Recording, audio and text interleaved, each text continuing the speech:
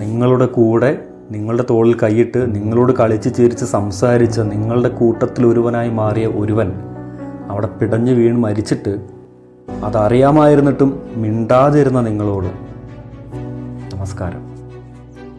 അക്ഷരം പറഞ്ഞു കൊടുക്കേണ്ട, വിദ്യാഭ്യാസം പകർന്നു കൊടുക്കേണ്ട ഒരു സമൂഹത്തെ, യുവതലമുറയെ വളർത്തേണ്ട ഉത്തരവാദിത്വമുള്ള അധ്യാപിക ഇങ്ങനെയൊക്കെയുള്ള കാര്യങ്ങൾക്ക് കൂട്ടു നിൽക്കുമ്പോൾ ഇവിടെ സസ്പെൻഡ് ചെയ്യപ്പെടേണ്ടത് ഈ വിദ്യാർത്ഥികൾ മാത്രമല്ല, ഈ അധ്യാപിക കൂടിയാണ്.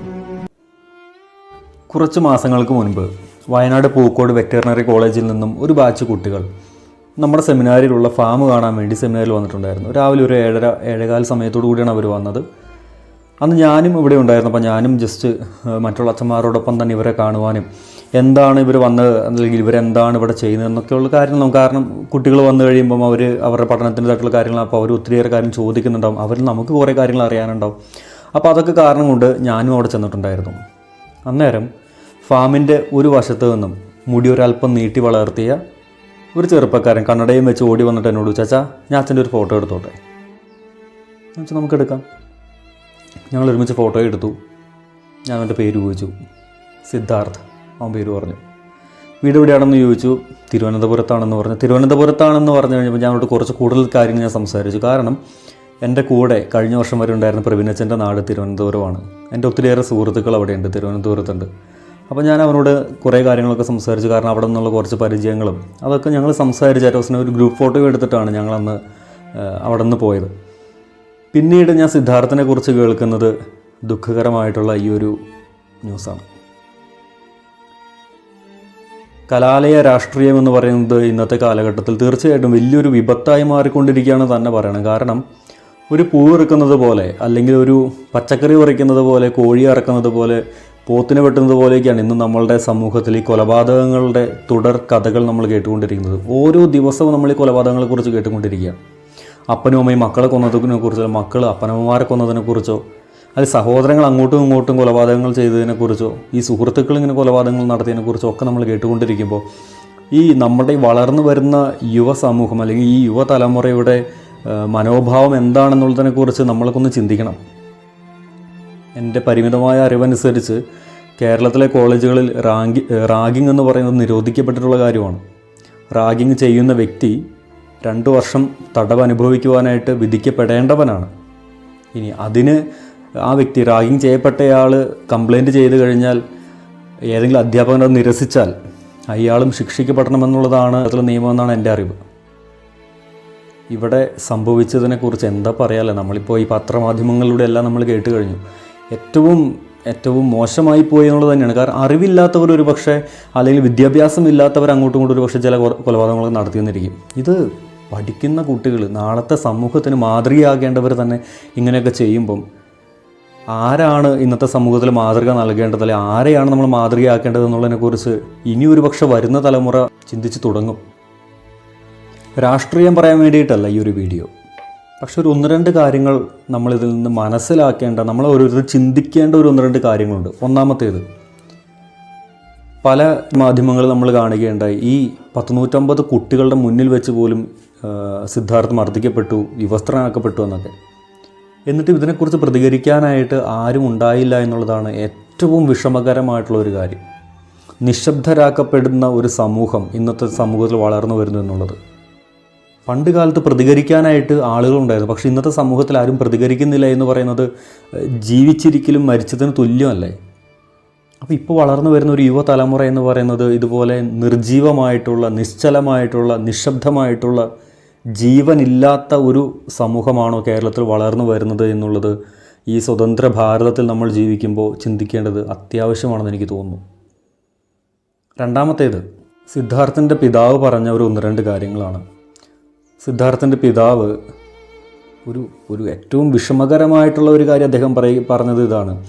ഈ കൊല ചെയ്ത വിദ്യാർത്ഥികൾ സിദ്ധാർത്ഥിൻ്റെ റൂംമേറ്റ്സ് ആയിരുന്നു. ഇവർ സിദ്ധാർത്ഥിൻ്റെ വീട്ടിൽ വന്ന് സിദ്ധാർത്ഥിൻ്റെ അമ്മയുണ്ടാക്കിയ ഭക്ഷണം കഴിച്ചിട്ടാണ് ഇങ്ങനെയൊക്കെ ചെയ്തതെന്ന് ഓർക്കുമ്പോൾ, എന്നുവെച്ചാൽ ഒരു പരിചയമില്ലാത്തവരാണ് അങ്ങോട്ടും ഇങ്ങോട്ടും എന്തെങ്കിലുമൊക്കെ ചെയ്ത് കൊലപാതകം നടത്തിയെന്ന് പറയുമ്പോൾ നമുക്ക് എന്താ പറയുക, അത്ര വലിയൊരു സങ്കടം തോന്നുന്നില്ല. പക്ഷേ ഈ വ്യക്തിയുടെ വീട്ടിൽ പോയി അവൻ്റെ അമ്മയുടെയും അപ്പൻ്റെയും സഹോദരങ്ങളുടെയൊക്കെ സ്നേഹം പിടിച്ചു പറ്റി ആ അമ്മ വിളമ്പിയ ഭക്ഷണവും കഴിച്ചിട്ട് ഈ പയ്യനെ കൊല്ലുക എന്നൊക്കെ പറയുമ്പം എത്ര ക്രൂരമാണ് നമ്മുടെയൊക്കെ മനസാക്ഷി എന്നുള്ള കാര്യം നമ്മൾ ചിന്തിക്കണം. ഇതെന്ത് ജാതിയും മതവും അല്ലെങ്കിൽ പാർട്ടിയും നോക്കിക്കൊണ്ടല്ല നമ്മളിവിടെ പെരുമാറേണ്ടത്. കഴിഞ്ഞ തവണ എന്തോ ഒരു വീഡിയോ ഇട്ട് കഴിഞ്ഞപ്പം അതിനകത്തൊരു പാർട്ടി ഉണ്ടായിരുന്നു എന്ന് പോലും എനിക്ക് അറിഞ്ഞുകൂടാ. ഞാൻ ഒരു വീഡിയോ ഇട്ട് കഴിഞ്ഞപ്പം ഒരാൾ വന്ന് പറഞ്ഞ കമൻറ്റാണ്, അച്ഛൻ ഇന്ന പാർട്ടി വിരോധിയാണെന്ന്. ഒരു പാർട്ടി വിരോധവും ഇല്ല എനിക്ക്. പക്ഷേ ഇങ്ങനെയൊക്കെ കണ്ടു കഴിയുമ്പോൾ പറയാതിരുന്ന് കഴിഞ്ഞാൽ അതെങ്ങനെയാണ് ശരിയാവുക? സിദ്ധാർത്ഥൻ്റെ പിതാവ് പറഞ്ഞത്, അദ്ദേഹം ചോദിക്കുന്ന ഒരേ ഒരു കാര്യമുള്ളൂ, ഒരല്പം വെള്ളമെങ്കിലും തൻ്റെ കുഞ്ഞിന് കൊടുത്തുകൂടായിരുന്നു എന്നാണ് അദ്ദേഹം ചോദിക്കുന്നത്. ഒരല്പം വെള്ളമെങ്കിലും. ഉത്തരം പറയേണ്ടത് നമ്മൾ മനസാക്ഷിയിൽ നിന്നുകൊണ്ടാണ്. നാളെ നമ്മുടെ മക്കൾക്കാണ് ഇങ്ങനെ എന്തെങ്കിലുമൊക്കെ സംഭവിക്കുന്നതെങ്കിൽ, നമ്മുടെ സഹോദരനോ സഹോദരിക്കോ ഇങ്ങനെയൊക്കെ സംഭവിച്ചു കഴിഞ്ഞാൽ നമ്മളാരും പ്രതികരിക്കില്ലേ? അന്നേരം നമ്മളിതുപോലെ പാർട്ടിയും ഇതൊക്കെ നോക്കിക്കൊണ്ടിരിക്കുമോ? എങ്ങോട്ടാണ് നമ്മുടെ സമൂഹം പോകുന്നതെന്ന് ചിന്തിക്കേണ്ടത് അത്യാവശ്യമാണ്. ഇനി മറ്റൊരു കാര്യം പറഞ്ഞത് ഒരു പാർട്ടി പ്രസ്ഥാനത്തിൻ്റെ യുവജന നേതാവാണ്. സിദ്ധാർത്ഥ് ഞങ്ങളുടെ കൂടെ ഉണ്ടായിരുന്നല്ലോ. ഞങ്ങളുടെ പാർട്ടിയുടെ പ്രവർത്തനങ്ങളിൽ അവൻ പങ്കാളിയായിരുന്നു. എൻ്റെ കയ്യിൽ ഫോട്ടോസൊക്കെ ഉണ്ട്. എന്താണ് അതുകൊണ്ട് അയാൾ ഉദ്ദേശിച്ചത്? ഞങ്ങളുടെ പാർട്ടിയിലെ അംഗമായതുകൊണ്ട്, ഞങ്ങളുടെ പാർട്ടിയുടെ കൊടി പിടിച്ച് നടന്നുകൊണ്ട് ഞങ്ങളവനെ കൊന്നു, അതിന് നിങ്ങൾക്കെന്താ കുഴപ്പം എന്നുള്ളതാണോ? അല്ലെങ്കിൽ ഞങ്ങൾ ചെയ്യുന്നതിന് നിങ്ങൾക്കെന്താ കുഴപ്പം എന്നുള്ളത് മറുചോദ്യമാണോ?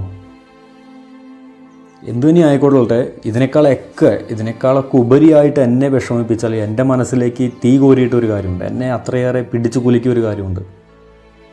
സിദ്ധാർത്ഥൻ്റെ മരണത്തിന് ശേഷം സിദ്ധാർത്ഥൻ്റെ പേരിൽ ഒരു കംപ്ലയിൻറ്റ് രജിസ്റ്റർ ചെയ്യപ്പെടുന്നു.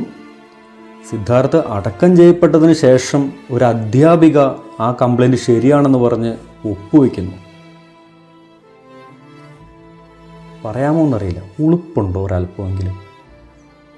ആ സ്ത്രീ അല്ലെങ്കിൽ ആ വ്യക്തിയെ അധ്യാപകൻ അല്ലെങ്കിൽ അധ്യാപിക എന്ന് വിളിക്കുവാനായിട്ട് സാധിക്കുമെന്ന് പോലും അറിഞ്ഞുകൂടാ. കാരണം ഇത്രയും മനസാക്ഷിയില്ലാത്ത ഒരു അധ്യാപികയായി പോകുന്നല്ലോ നമ്മുടെ സമൂഹം, അധ്യാപകരായി മാറുന്നല്ലോ നമ്മളുടെ സമൂഹം.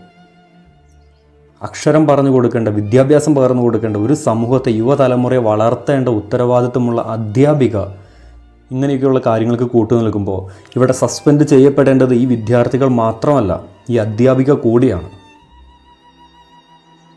തെറ്റുണ്ടെങ്കിൽ നിങ്ങൾക്ക് പറയാം, പക്ഷേ ഇതിനകത്ത് ഇനി ഒത്തിരിയേറെ കമൻസ് വരുമായിരിക്കും. പക്ഷേ എനിക്ക് ഒരേ ഒരു കാര്യം പറയാം, നിങ്ങൾ ആരുവാണെങ്കിൽ എന്തെങ്കിലും കമൻറ്റ് ഇട്ടോ, എനിക്കൊരു കുഴപ്പമില്ല. ദയവ് ചെയ്ത് ഇത് പാർട്ടിയുടെ അല്ലെങ്കിൽ പാർട്ടിക്കെതിരായിട്ട് സംസാരിക്കുന്നതെന്നോ ഏതെങ്കിലും പ്രത്യേക ശാസ്ത്രങ്ങൾക്കെതിരെ സംസാരിക്കുന്നതെന്നോ മാത്രം പറയരുത്. കാരണം ഇതിനു മുൻപ് ഇതുപോലെ പല കാര്യങ്ങളും ഈ സമൂഹത്തിൽ സംഭവിച്ചിട്ടുണ്ട്. അമൽജ്യോതി കോളേജിൽ സംഭവിച്ചപ്പോൾ അവിടെ വന്ന് ഘോരം പ്രസംഗിച്ച ചില നേതാക്കളെ നമ്മൾ ഈ കൂട്ടത്തിലും കണ്ടിരുന്നു, ചിലരെ കാണാതെ പോയിരുന്നു.